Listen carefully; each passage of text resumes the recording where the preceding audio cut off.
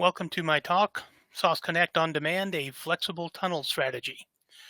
We're going to start off by covering specifically a few things about tunnels, starting off with what are they.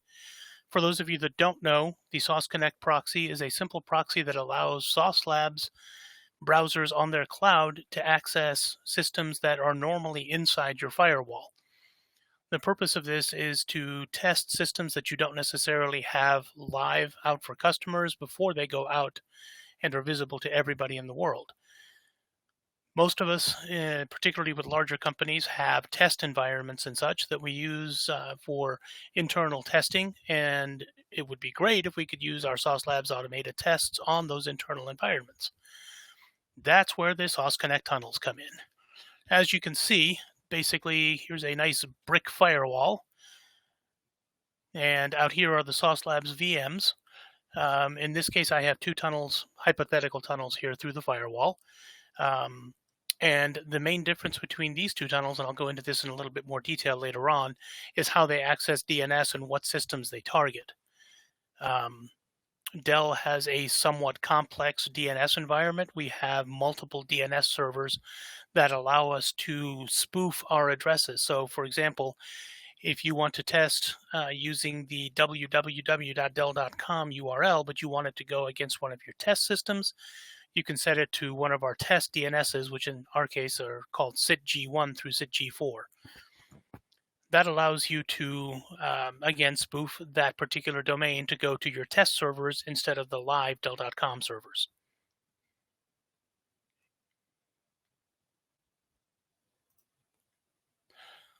So normally a lot of people that run Sauce Connect tunnels run just a few static tunnels. We have a collection of 7 static tunnels that we use for our various SIT environments and a couple of different production DNS environments. On-demand tunnels fill a niche for people that want to use different DNS resolution, most often accomplished via something called a hosts file. For those of you that don't know what a hosts file is, it's a file that lives on your local system that overrides temporarily your DNS resolution. So say you have a copy of Dell.com that you're running on your desktop for development purposes, and you want temporarily to send www.dell.com to your desktop. Now, theoretically, you could ask the nice people in IT to change the DNS servers, and they will say no because they don't want the DNS servers, even the test ones, pointing at your system. So you can start up a tunnel with a hosts file that will, for the purposes of that tunnel only and the traffic through that tunnel, allow your tests to run on your local system as if it was the Dell.com main server or the whatever company main server you're working for. The main reason I went ahead and did this is when I first started doing test automation at Dell, I would get a lot of requests for custom tunnels. Most often they were fairly temporary requests, and it was taking a fair amount of my time doing this for people and getting them set up and then going after them and finding out where they finished with the tunnel so I could take it down. So, like any good developer, I automated the process. So now we have a way for a developer to request a tunnel on demand dynamically whenever they need it for a particular function. The tunnels will live for a particular amount of time, and then they can either shut them down, or I have an automated process that after a given lifetime will shut the tunnels down gracefully. So how does one start an on-demand tunnel? Well, I have a web service that runs out there. It's a REST API, and it uses this JSON file here to specify the settings for starting an on-demand tunnel. As you can see, there's some familiar items there, your Sauce Labs username, Sauce Labs API key, and an identifier for the tunnel. The duration is settable from 1 to 6 and is in hours, so a tunnel can live anywhere up to 6 hours. And we figure if you can't accomplish your testing needs in 6 hours, then you can talk to me about getting a long duration static tunnel for your tests, or possibly optimizing your tests a little bit so that they don't take 6 hours to run. The DNS setting here allows you There we go. Now I have a pointer. The DNS setting here allows you to specify what servers to use.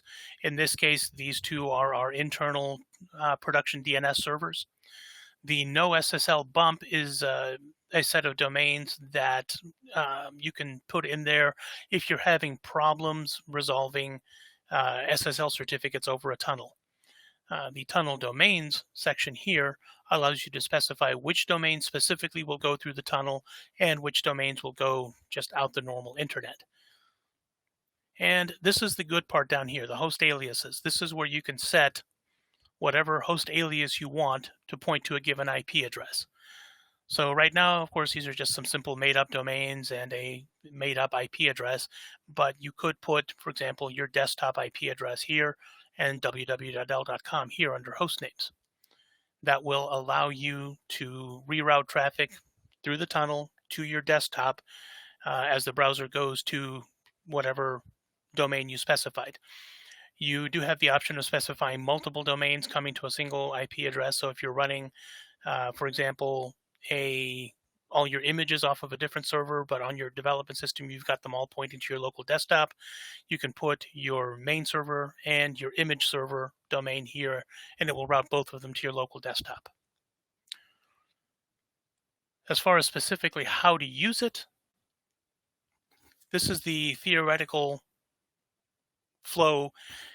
You start your test, you call the start tunnel command.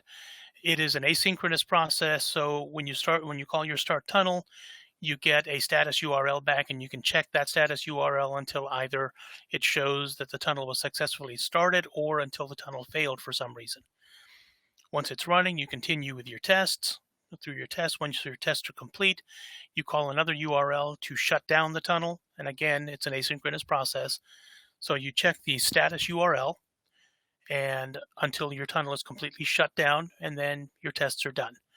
Now, theoretically, if your tests crash out for some reason and you don't get to the end tunnel step, the tunnel arbiter, which is my service that monitors the tunnels, will eventually shut down that tunnel at the end of its scheduled lifespan, whatever you set it, 1 to 6 hours when you created the tunnel.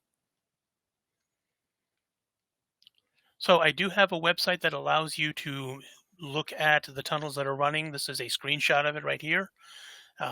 It basically allows you to sort by various, by all these columns here. So you can see how long a tunnel's been running. Some tunnels, the on-demand ones, can be shut down by either administrator or the owner of the tunnel. And that's what this red X is for.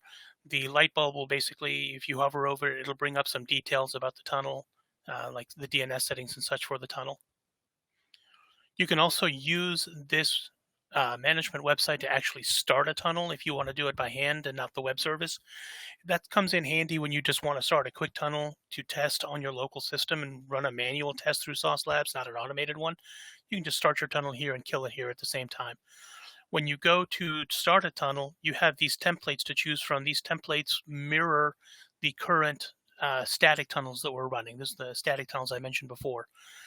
This little information button here, if you hover over it, will give you the settings of that tunnel, including which tunnel domains are set for it. So you can determine which of these tunnel templates you want to use. When you figure out which one you want to use, you click on the Start button, and then you get this form here where you can fill in a lot of the same things that are in that JSON file. You fill in your username here, you fill in your access key here, tunnel identifier here, duration, DNS servers, no SSL bump, and the tunnel domains. Down here, towards the bottom, you get to set your host files. You do have the option of importing a host file from your system if you want to. If you've already got one set up the way that you want it and don't want to specify the individual host entries, you can do that. If you want to create one, you just click on the Add Host Entry button here, and you get this screen where you could add an IP address and multiple host names. Normally, this will open up with just one, and then you can click the plus button here to add more, and you can click the minus button to remove them. Then you click on the Save button, and create tunnel button back out here, and your tunnel will start. Again, it's an asynchronous process, so you won't see anything right away, but eventually it will pop up an alert saying your tunnel was successfully started or your tunnel failed to start for whatever reason. Um, some of the reasons that a tunnel could fail to start is a misconfiguration in the JSON file, a problem where you are duplicating a tunnel name that already exists. The static tunnels are usually run in redundant pairs, but for the dynamic tunnels, we run one tunnel, and we want all of those names to be unique so that um, you're not running your test through somebody else's tunnel inadvertently and using their DNS and host file settings. I'm going to give you a brief demo. It's not a whole heck of a lot. It's basically using Postman to actually start a tunnel and monitor it and then stop it. So give me a second. Let me get my screen sharing set up here so we can get this to work. All right, so here we have Postman. Those of you that have done development on REST APIs are familiar with it. For those that have not, it is a tool for testing these APIs. It basically mimics an application making a web service call to your REST API, and you can pass in both a body here, and you can also pass in regular parameters like query string parameters and such. I have this right here set up. I'm going to change the identifier so to make sure that it's unique. And this one is set up pretty much the way we had it in the demo file there. These are my tunnel domains, and here are my host aliases. This one was specifically, this template was specifically set up for a rather interesting test case that we have. Basically, some of our developers wanted to test using the Safari browser. Now, Safari browser does run on a Windows platform, so we could theoretically have run a Safari browser here. But apparently, Apple is no longer updating the Safari browser on anything but the Apple platform, so they wanted to run it on an Apple OS. Now, it may come as a complete shock to you all, but we here at Dell do not actually have Apple systems in our shops.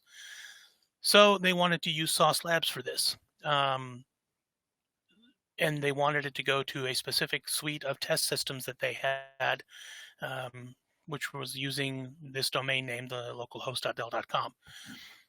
So that's how we set this up. And now basically what happens is when you click on send, it will actually send the request off to the web service. And then shortly you get back this right here. You get back this location URL and a request ID. Now, if I were to go to this URL, I would then see the current status. As you can see, it comes back as executing.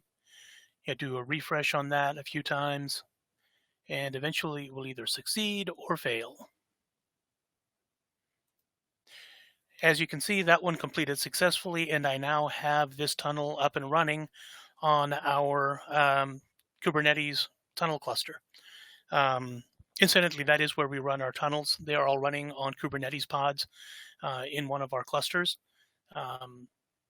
Behind the scenes, the service that I'm calling here actually makes another API call to the Kubernetes cluster and actually executes the commands necessary and uploads the information necessary to start the tunnel.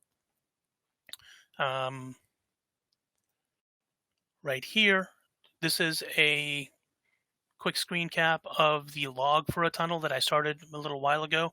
As you can see, this tunnel started normally. You get the Sauce Connect is up. You may start your tests. And then eventually when you want to kill the tunnel, you issue another REST API command, except this time you issue it with the delete verb. Going to the same URL that you used for testing, that ID right there identifies the tunnel. And then when you click on send, again, this is an asynchronous process. So you get back your status URL, and then you check your status URL. And in this case, shutting down a tunnel is usually a lot faster than starting it. So you very rarely see the executing here unless you catch it real quick. But you can see the shutdown tunnel was completed successfully, and that tunnel has now been closed.